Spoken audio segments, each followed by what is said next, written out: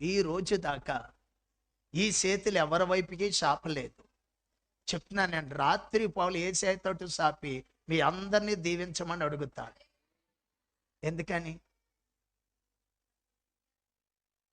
మీ ఇంటి ముందర చెట్టు ఉందనుకోండి, ఒక 20 కాయలు ఉన్నాయనుకోండి, 20 కాయలు నువ్వే తినేస్తావా? నాకు ఒక్క కాయ అయినవ్వా? ఎత్తావుగా. అదేగా నా ఏడుపు. ముందు మీరు దీవించబడాలి, మీరు అభివృద్ధి పొందాలి. మీ నుండి దేవుడు మిమ్మల్ని ప్రేరేపించడానికి వాళ్ళకి మీ నుండి వచ్చే ప్రతి రూపాయి సేవ జరగాలి. అనేకుల కన్నీరు తొడవబడాలి, అనేకుల ఆకలి తీర్చబడాలి, సత్యము 4 మూలకే ప్రకటన చేయబడాలి, అనేకుల అగ్ని గుండము నుండి తప్పించబడి ఆ మోక్షం అనే పరలోక రాజ్యానికి వారసులు అవ్వాలి. ఇదే కదా సువార్త అంటే? ఇంకేముంది? భారతదేశాన్ని పాడు చేసేదా సువార్త అంటే? భారతదేశాన్ని నిలబెట్టేదే సువార్త, భారతదేశాన్ని కాసి కాపాడేదే సువార్త. దేవుని ఉగ్రత భారతదేశం మీదకి రాకుండా కాసి కాపాడేదే సువార్త. ఒట్టి దద్దములు అనుకుంటానండి, కర్రలో కత్తులు వేసుకొని ప్రార్థన చేసుకునే వాళ్ళు కొడుతున్నారు. ఈ తాగుబోతోళ్ళు, తిరిగిపోతోళ్ళు, తిట్టుబోతోళ్ళు అంటే వాళ్ళందరూ ఎంత ఏంటంటే ఎర్రోళ్ళు అంటే వెళ్ళు. దేశ క్షేమం కొరకు ఎంత కన్నీరు కాచి కైతన్యం ప్రార్థన చేస్తుందంటే. హల్లెలూయా. ప్రార్థన చేసుకునే వాళ్ళు కొడతారా బాబు? దేశాన్ని దోసేసే వాళ్ళు ఉన్నారు, వాళ్ళని పట్టుకోరా బాబు. హల్లెలూయా. దేశం బాగుపడుద్ది. దేవునికి స్తోత్రం. హల్లెలూయా. కొందరు పాస్టర్లు సిఎస్ఐ వాళ్ళు ఎక్కడి నుంచి ఎక్కడి దాకా గౌని కింద వేసుకుంటారు వస్త్రాలు, అదేదో రాష్ట్రం అంట. కొందరు ప్రియులారా, కొందరు ఏం చేస్తారంటే ఈ ఆర్ఎస్ఎం వాళ్ళు ఆ తల్లులు పైనుంచి కింద దాకా ఒకటే గౌన్ వేసుకుంటారు. ఆ వస్త్రదానాన్ని మార్చాలంట.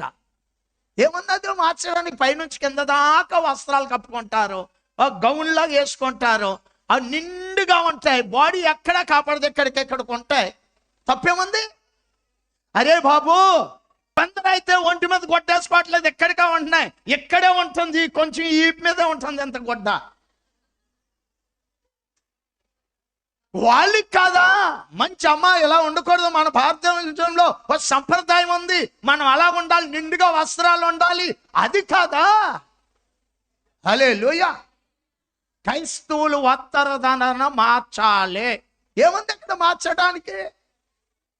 హల్లెలూయా. పాస్టర్ గారు ఎక్కువ శాతం వైట్ అండ్ వైట్లు వేసుకుంటాడు, మరి రాజకీయ నాయకులు కూడా వైట్ అండ్ వైట్లో వాళ్ళు వస్త్రధారణ కూడా మారుతావా?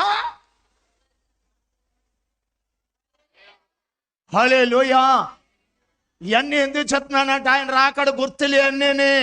భూమి అంతా సర్వనాశనం అయిపోయే రోజులు రాబోతున్నాయి. దేవుని ఉగ్రత భూమి మీదగా రాబోతుంది. పరిశుద్ధులుగా ఉండాలి. మరణం అనేది ఎప్పుడైనా వస్తుంది, కానీ ఆత్మ మాత్రం మోక్షం అనే దేవుడి రాజ్యానికి వెళ్ళాలి.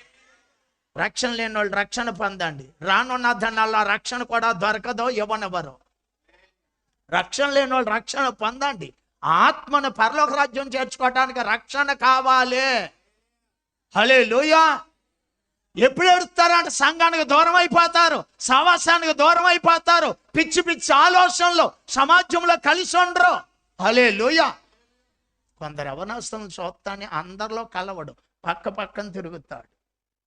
ఆ కోడి పిల్ల కానీ తల్లి పిలిచిన వెంటనే రెక్కల కిందకు వస్తుంది. ఒక కోడి పిల్ల, 2 కోడి పిల్లలు ఉంటాయే, అవి అస్సలు రావు ఎంత పిలిచినా.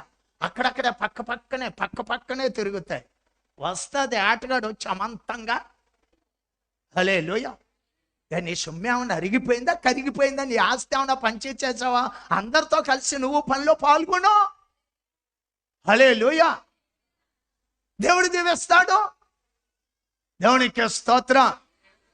అందుకని ప్రియులారా, ఈ 5 ఏళ్ళు ఆస్తంలో ఉంటేనే దీనికి పికప్ ఎక్కువ, బలం ఎక్కువ.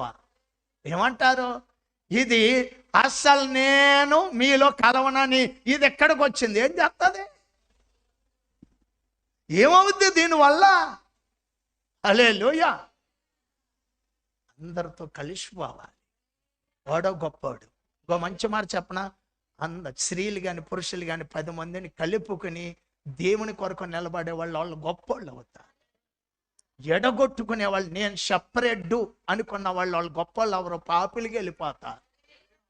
తొదకి అన్నాడు, నీ మాంసం నీ శరీరం క్షీణిస్తుంది, అప్పుడు ఏడుస్తావు. దైవ సేవకుడు మాట నేను వినలేదు, సంఘానికి నేనే ఎడమైపోయాను, సావాసాన్ని నేనే తోసిపుచ్చుకున్నాను, అయ్యో ఎంత దుర్గతి పట్టిందని అప్పుడు ఏడుస్తావు అంటుంది బైబిల్.